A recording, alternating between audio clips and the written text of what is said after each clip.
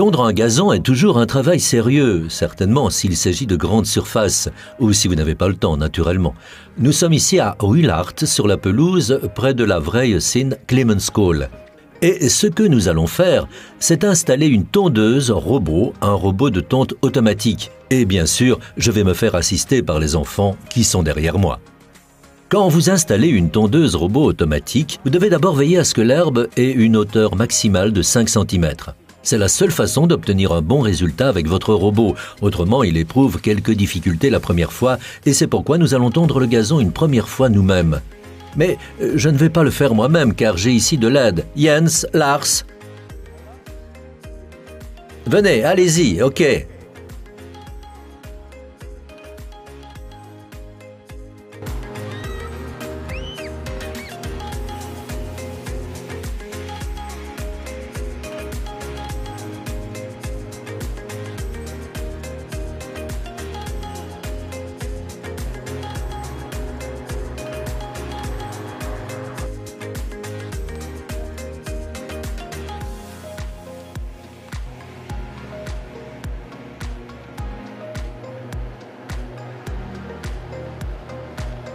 Jens et Lars ont tondu le gazon bien court, ils l'ont bien fait, c'est jeune, vous avez vu, c'est facile. Mais cette tondeuse, elle peut repartir chez son propriétaire, car à l'avenir, nous le ferons ici avec cette tondeuse automatique.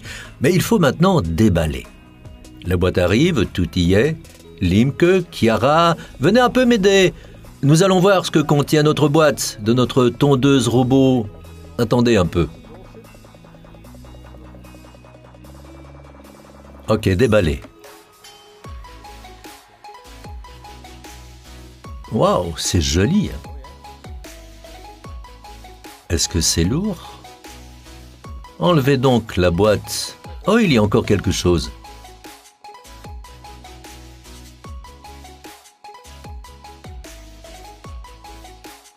Ce sont des ergots. Et ceci est un rouleau entier de câbles. Le but est de réaliser une boucle avec ce câble tout autour de la zone. Cet appareil convient pour 500 mètres carrés. Il en existe aussi des plus petits qui le font déjà pour 250 mètres carrés, mais vous avez besoin d'un appareil un peu plus lourd pour 500 mètres carrés. Le câble doit être posé dans une boucle. Très facilement, il doit être simplement fixé sur le gazon avec ses ergots. Ce câble pousse presque dans le gazon car après quelques semaines, vous ne le verrez plus. Naturellement, vous pouvez aussi l'enfouir, mais c'est bien plus compliqué.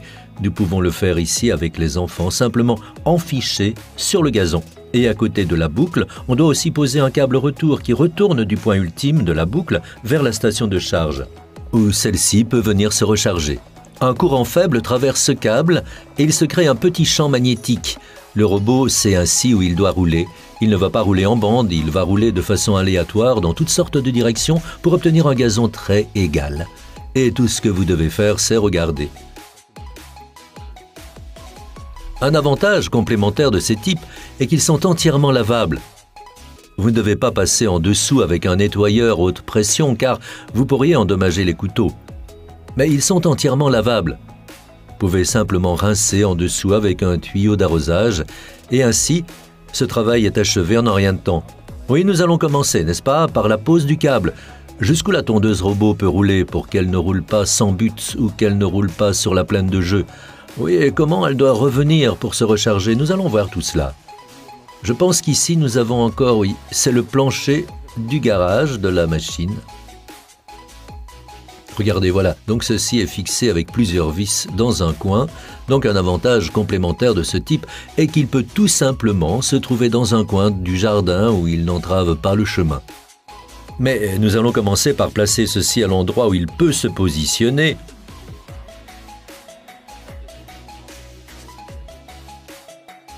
Voilà, nous allons installer la station de charge dans ce coin. Installer veut dire que nous allons fixer la station au sol, que nous allons y encliqueter la pièce de raccordement, ici entre les câbles de la boucle. Ceci est destiné au petit câble du câble retour et ceci est simplement destiné au branchement électrique vers le transfo. Tout est très clair. Donc nous allons fixer ceci tout à l'heure. Nous allons visser la plaque d'embase avec ces vis, mais je ne vais pas encore tout visser car le câble retour doit encore passer tout à l'heure. Oui, il faut maintenant réaliser une boucle. Pour cela, j'ai naturellement mes 4 bons assistants et ils vont le faire pour moi. Donc, Jens et Lars et Limke et Chiara, venez par ici. Ceci ici, c'est une latte de distance. Elle nous permet de voir à combien de centimètres du bord nous allons poser le câble. Lars, ceci est pour toi, n'est-ce pas? Tu vois ici, 30 cm. Donc tu peux poser contre le côté et le câble doit toujours passer au-dessus de ce trait. C'est bon?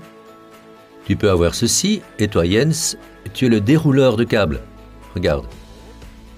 Je vais d'abord prendre un bout pour que ce soit plus facile pour toi tout à l'heure.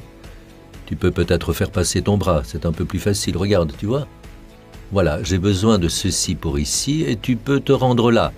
Et tu tires le câble bien droit, hein, bien tendu, à chaque fois par-delà ce trait que Lars indique. C'est bon?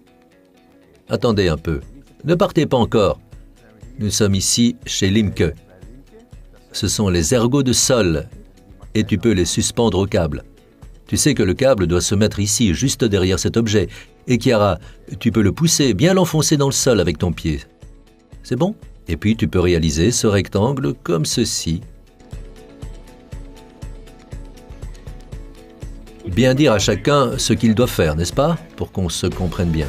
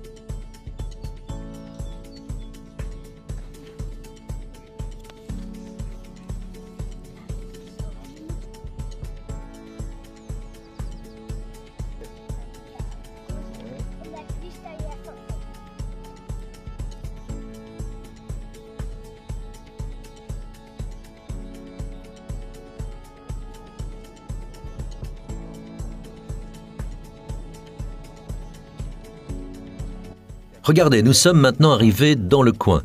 Et ici, nous devons maintenant réaliser une boucle, car notre petite machine doit savoir où elle peut se recharger. Et nous allons poser ici un câble supplémentaire, d'ici au-dessus de toute notre pelouse, jusqu'à notre machine. Et c'est pourquoi nous allons ici, dans le coin.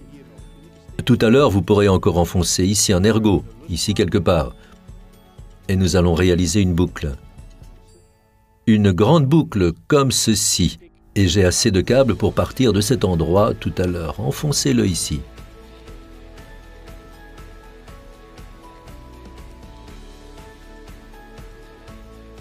Vous voyez, mes aides ont posé ce câble en peu de temps. C'est un jeu d'enfant au sens propre comme au sens figuré. Vous pouvez aisément le faire vous-même. La boucle est réalisée. À l'arrière, nous avons un peu d'excédent pour le câble retour. Je peux maintenant couper le câble de la boucle. Je ne le fais pas trop juste. Il y a assez de câbles. J'ai un excédent, donc hop.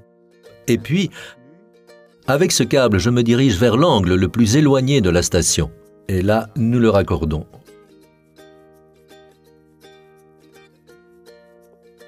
Vous voyez maintenant pourquoi je n'ai pas encore raccordé ces ergots. La plaque d'embase doit encore être un peu relevée.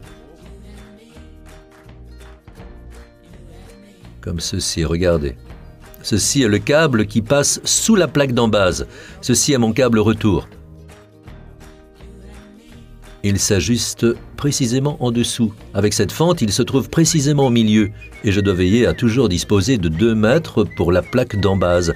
Et alors, vous pouvez vous rendre vers le point le plus éloigné. Il ne doit plus être totalement droit, car cela dépend naturellement de la situation de chaque jardin. Regardez, vous restez droit sur les 2 premiers mètres. Le robot pourra rouler très vite et bien droit vers la station de charge, où il doit se brancher droit sur le point de branchement électrique. Voilà, et maintenant je peux me rendre vers le point le plus éloigné pour y réaliser le raccordement. Donc, ce dont j'ai besoin, c'est de la pince, j'ai besoin d'une pièce de raccordement, Ceci est fixé, donc ceci peut être emporté.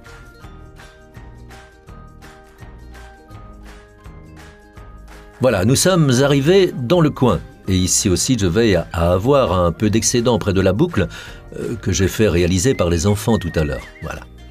Que faut-il faire maintenant? Ceci est le câble retour et celui-ci vient tout à l'heure dans le trou du milieu. Ceci est un point de raccordement que je dois pincer tout à l'heure. Il contient un gel de telle sorte que tout est ici raccordé, bien fixé et étanche naturellement. Un courant faible traverse ce câble et forme un petit champ magnétique. Ce champ magnétique est reconnu par la tondeuse robot et celle-ci retourne automatiquement vers son écurie, disons quand il est temps de recharger, quand sa batterie est presque complètement déchargée. Pour s'alimenter, pour se recharger, les deux autres trous ici, celui de gauche est destiné au câble qui vient de gauche et pour le câble qui vient de droite, c'est celui-ci à droite. Donc je peux aussi couper ma boucle ici, voilà. J'ai donc les deux extrémités de la boucle et j'ai l'extrémité du câble retour. Je vais maintenant le couper à une longueur identique. Comme ceci, donc 3 extrémités. Je dois peut-être en ficher un ergot pour le câble retour, pour qu'il soit bien fixé ici, là où les câbles se croisent. Comme ceci, et c'est à nouveau un jeu d'enfant, vous ne devez pas dénuder le câble ou autre chose. Vous insérez simplement dans le trou de gauche, ce qui vient de la gauche, et ceci, dans le trou de gauche, dans le trou du milieu, le câble retour, et dans le trou de droite, ce qui vient de la droite. Voilà. Et alors avec la tenaille, simplement pincer tout ensemble. Et bien appuyé.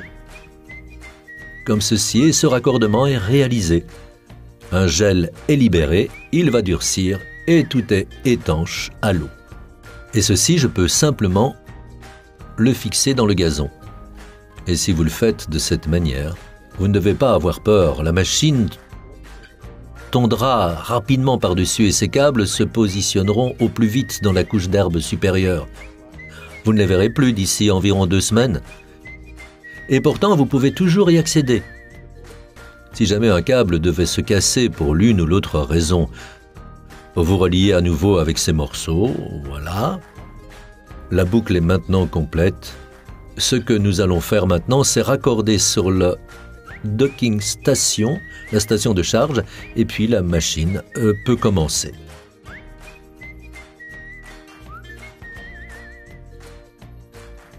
La station de charge est utilisée par le robot à chaque fois que sa batterie sera presque totalement déchargée. Il cherche alors le signal du câble retour. C'est un autre signal, une autre intensité de courant que le signal de la boucle. De cette manière, il retrouve parfaitement son endroit pour se recharger et puis reprendre son travail.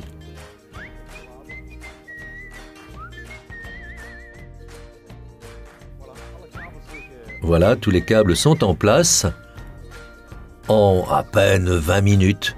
C'est vraiment enfantin. Et il est temps maintenant de fixer la plaque d'embase quelque part dans le coin du jardin avec ses vis de sol et ce sera très rapide. Vous serrez simplement dans le sol et puis nous serrons cela. Elle est fixée. Il est temps maintenant de brancher le courant dans la station de charge. Cela se fait ici avec cette fiche. Une lampe bleue s'allume pour indiquer la mise en route et l'arrêt. Maintenant, nous devons encore raccorder la boucle et le câble retour. Ici sont prévues 3 positions pour brancher 3 fiches. La position médiane est destinée au câble retour. La position de gauche est destinée à cette partie de la boucle et la position de droite est destinée à cette partie de la boucle. Je vais un peu les couper et puis les raccorder.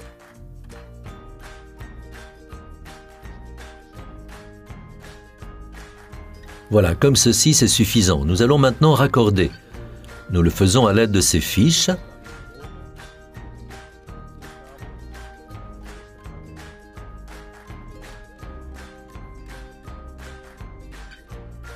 Celles-ci sont encore ouvertes. Je commence par prendre celle-ci comme ceci. Le câble passe. Et puis simplement pincer avec la pince. Voilà, celle-ci est fixée et elle est raccordée ici sur le contact médian. Voilà, elle est insérée. Ceci est le câble retour. À gauche ici, à droite là. Nous le faisons maintenant. Donc ceci est le gauche. Je dois le raccorder par l'arrière au côté gauche. Comme ceci. Il est fixé. Puis encore celui qui vient de droite. Et maintenant, nous allons fermer la boucle. Voilà. Nous coupons la boucle. Oui, nous l'avons déjà fait 2 fois, donc nous commençons à un peu le connaître, n'est-ce pas? Nous la saisissons comme ceci, c'est nettement plus facile.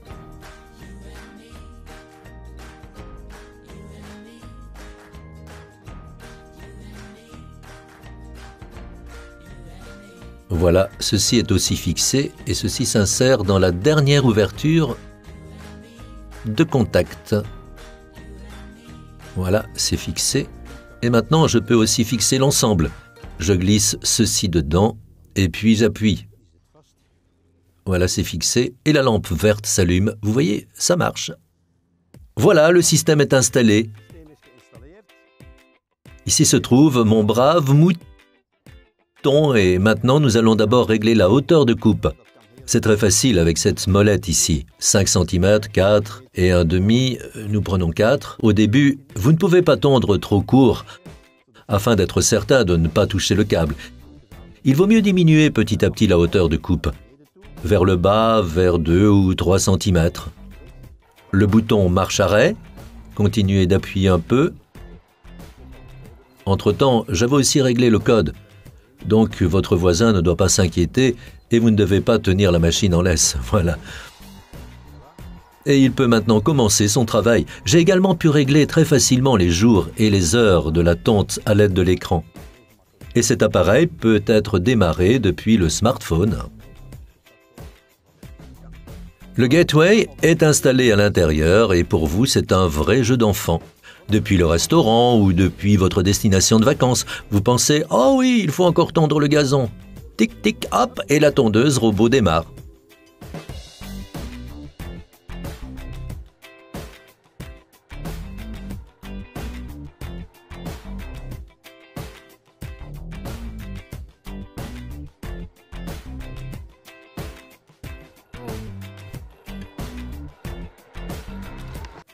Voilà. Pour stopper, c'est très simple, il suffit d'appuyer sur le bouton orange. Oui, ceci est dépourvu du bac de collecte, donc l'herbe est réduite en paillage. Elle est coupée très courte par ces couteaux, et vous voyez que ces couteaux sont montés librement. Ceux-ci sont ultra tranchants, mais dès que vous soulevez la machine, ils s'arrêtent. On ne peut pas se blesser, certainement pas du fait que nous sommes ici sur une école. Vous ne devez pas penser que les enfants farfouillent en dessous tandis que la tondeuse tourne. Cette roue tourne de temps en temps dans ce sens et de temps en temps dans l'autre sens. Vous obtenez donc une jolie pelouse et c'est tout de même très important. Vous pouvez peu à peu abaisser la hauteur, vous commencez à 5 cm et puis petit à petit de plus en plus bas et laissez pousser l'herbe. Cette machine peut y faire face. Ah oui, la plupart des gens donnent un nom à leur tondeuse. Ne dites pas robot à une tondeuse robot. Ce brave mouton s'appelle pour moi Bernadette.